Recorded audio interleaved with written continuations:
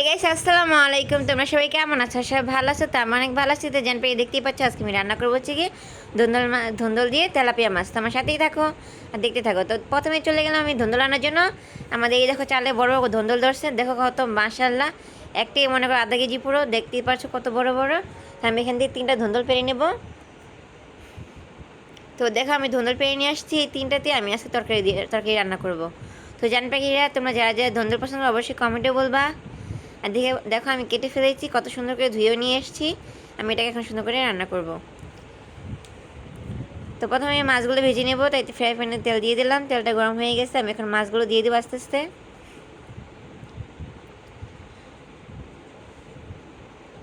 তো দেখো আমার মাছ ভাজা হয়ে গেছে আলহামদুলিল্লাহ। এখন আমি মশলা কষাবো। জান পাখিরা একটা লাগে, একটা কমেন্ট শেয়ার করে দেবো। আর অবশ্যই কমেন্টে বলবা যে ধুন্দুল খেতে কে কে ভালোবাসো। আর এই তরকারি খেতে এত মজা, যে এত মজা আমি কী বলবো, মানে বলার বাইরে।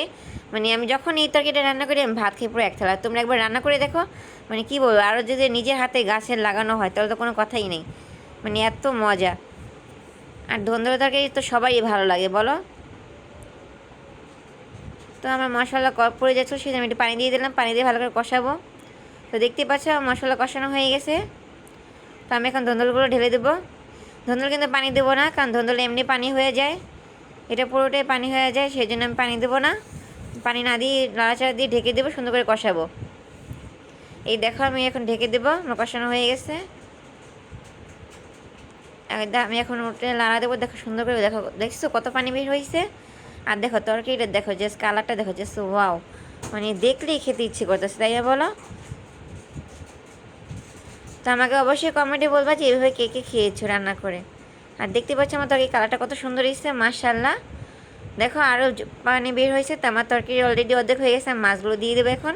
তো দিয়ে দিয়েছি, তারপর দিয়ে দিয়ে জিরার ফাঁকে আমার তরকারি হয়ে গেছে। দেখো আমি নামিয়ে ফেলেছি, দেখো মাশাআল্লাহ কত সুন্দর হয়েছে।